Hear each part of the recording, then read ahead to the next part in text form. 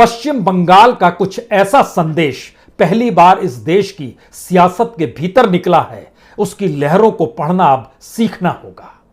क्योंकि मुकुल राय की वापसी तृणमूल कांग्रेस के भीतर सिर्फ एक नेता की वापसी नहीं है।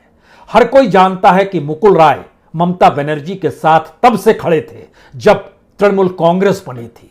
और यह भी हर किसी को याद होगा 2011 में जब ममता बनर्जी पहली बार वामपंथियों को परास्त कर चुनाव जीत कर आई और राज्य की मुख्यमंत्री बनने जा रही थी, तो उनके दरवाजे पर और कोई नहीं, कॉपी पेंसिल लेकर मुकुल राय ही 2011 में खड़े मिलते थे। किसे मिलना है, किसे मिलने नहीं देना है, मीडिया तक के सामने मुकुल राय सामने रहते थे। जिसे चाहते थे अंदर भेजते थे, जिसे चाहते थे अंदर नहीं भेजते थे। वह शख्स 2017 में बीजेपी के साथ खड़ा हो गया। 2018 में रणनीति बनाई, पंचायत चुनाव में बीजेपी को सफलता मिली। उस रणनीति को कुछ और विस्तार दिया तो 18 सीट लोकसभा में 2019 में वह जीत गई।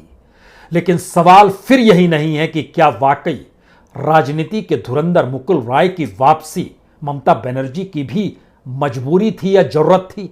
अंदाज बदल गया है, तरीके बदल गए हैं, या फिर तरीके जो दिल्ली ने बीते 7 बरस में अपनाए, अब ममता बनर्जी उसके हर परिभाषा और उसके हर ककहरे को समझ गई है।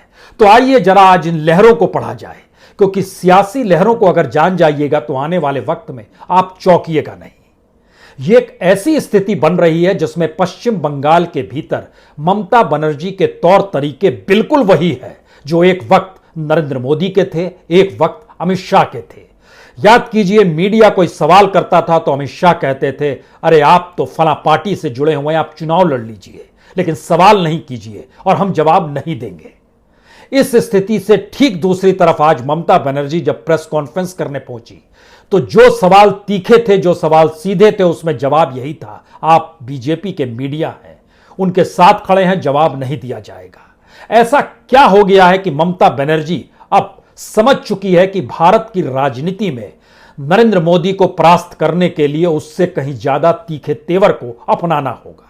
शायद इसीलिए चाहे वह चुनाव आयोग हो, चाहे वह पश्चिम बंगाल के गवर्नर धनखड़ का मामला हो, चाहे वह चीफ सेक्रेटरी को तबादला और चीफ सेक्रेटरी को अपने सलाहकार बनाने की स्थितियां हो, चाहे मुकुल राय की वापसी के वक्त एक प्रेस कॉन्फ्रेंस हो, हर दृष्टि से जरा देखना शुरू कीजिए सीधे निशाना दिल्ली पर। निशाना निगाहों के साथ साथ दिल को भेदता हुआ नाम और किसी का नहीं, नरेंद्र मोदी का। यह एक ऐसी परिस्थिति है जो चाहे अनचाहे बंगाल की राजनीति और बंगाल के भीतर ममता बनर्जी के तौर तरीके को नरेंद्र मोदी के सामने खड़ा कर रही है। इस देश के भीतर में हिंसा सियासी तौर पर खूब हुई, बंगाल की हिंसा को तूल दिल्ली ने खूब दिया। लेकिन इस देश के भीतर में जब कुछ कानून का राज खत्म हो रहा था, भीड़ तंत्र नंगा नाच करते हुए नजर आ रहा था, तब इस देश में कानून का जिक्र किसी ने नहीं किया, क्योंकि उस वक्त सत्ता दिल्ली की चलती थी, बोली दिल्ली की चलती थी। और ध्यान दीजिए, एक के बाद एक राज्य अगर जीतती चली गई बीजेपी तो उसके पीछे किसी का जादू या किसी का चाणक्य नीति का होना, इसे ही तमगा दिया गया। लेकिन पश्चिम बंगाल में वो ढह गया और मुकुल राय और उनके बेटे की वापसी ने जिन रास्तों को खोला है वो पश्चिम बंगाल की सियासत से आगे की परिभाषाएं हैं। इस देश के भीतर का पाठ इस देश के प्रधानमंत्री नरेंद्र मोदी या अमित शाह के जरिए एकमात्र यही रहा, हमारे साथ आ जाओ या फिर हमारे खिलाफ खड़े नजर आओगे। ममता बनर्जी भी कुछ यही पाठ पश्चिम बंगाल में दे रही है, या तो हमारे साथ या फिर तुम नरेंद्र मोदी के साथ हो, दिल्ली के साथ हो, बीजेपी के साथ हो, और हम तो निशाने पर तुम्हें लेंगे ही। यानी सियासत के सामने एक ऐसी सियासत खड़ी है जिसके भीतर लहरों को गिनते समय आप अंतर बहुत नहीं भांप पाएंगे। इसीलिए शायद एक दो नहीं, 36 से ज्यादा विधायक और एमपी की वापसी टीएमसी में हो सकती है क्या? और अगर नहीं हो सकती है तो फिर उसे रोकेगा कौन? रोकेगी ममता बनर्जी ही, लाएगी ममता बनर्जी ही। पश्चिम बंगाल के भीतर सियासत का मतलब यह होता है जिसके पास सत्ता है उसी के चलेगी, विपक्ष की कोई हैसियत नहीं। यानी 3 सीट वाली बीजेपी हो या फिर 75 पार सीट वाली वही बीजेपी हो, दोनों वक्त की हैसियत में बीजेपी में कोई अंतर आपको पश्चिम बंगाल की सियासत में दिखाई नहीं देगा।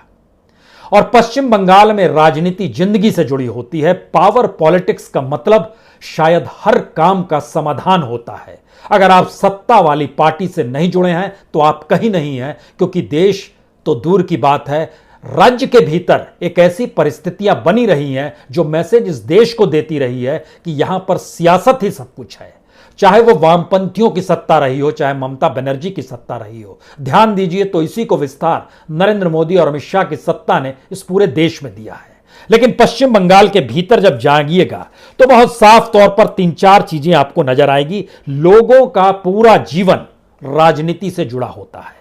जिंदगी की तमाम जरूरत जो जीवन यापन की होती है, उसको पूरा करने के लिए आपको सत्ताधारी पार्टी के साथ खड़ा होना पड़ता है। बिना पार्टी के सहमति के कोई काम पश्चिम बंगाल में नहीं होता है। हर जगह सत्ता में जो पार्टी रहेगी और जो पार्टी जिस भी जिले तक में और पंचायत तक में हर चीज में उसका इंटरवेंशन होगा, यानी दखलंदाजी उसकी जरूर रहेगी। तो विपक्ष का क्या मतलब है? और पश्चिम बंगाल में जो लोग बीजेपी में चले गए टीएमसी को छोड़कर, वह एक चीज और जान रहे हैं। वो इस बात को समझ रहे हैं कि दरअसल पश्चिम बंगाल में चुनाव तो अब 2026 में होने हैं, लेकिन उसके बीच में 2022 उत्तर प्रदेश भी आएगा, जहां पर बीजेपी की स्थिति नाजुक हो चली है। इस बात की जानकारी और कहीं से नहीं, योगी आदित्यनाथ ने खुद ही दे दी। और योगी आदित्यनाथ जब दिल्ली से होकर गुजरे तो उन्होंने सिर्फ हां में हां मिलाया। यह भी पहला मौका है जब किसी सूबे का मुख्यमंत्री दिल्ली आता है तो वह बैरंग वापस नहीं लौटता है, बल्कि इस उम्मीद और इस उत्साह के साथ वापस लौटता है कि हमने हां में हां मिलाई, लेकिन हम जो भी करेंगे उसके साथ आपको भी हां में हां आज नहीं तो कल मिलानी होगी। इसीलिए इस कयास को छोड़ दीजिए कि कौन से छोटे छोटे दल बीजेपी के साथ उत्तर प्रदेश में आएंगे। यह भी छोड़ दीजिए कि मंत्रिमंडल विस्तार में दिल्ली की जो सूची है उसे उत्तर प्रदेश में शामिल कर लिया जाएगा। यह भी छोड़ दीजिए कि उत्तर प्रदेश की सियासत को साधने के लिए बीजेपी के पास कोई ऐसा मंत्र भी बचा है जहां पर वह यूपी का किला बचा ले।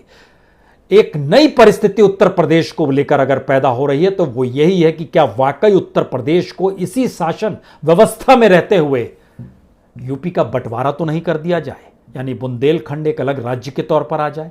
पश्चिमी उत्तर प्रदेश जहां पर बीजेपी की साख कम है, किसानों का आंदोलन है, वहां पर अजीत सिंह की पार्टी और चरण सिंह की पार्टी एक वक्त मजबूत स्थिति में खड़ी है, जो किसानों के साथ खड़ी है।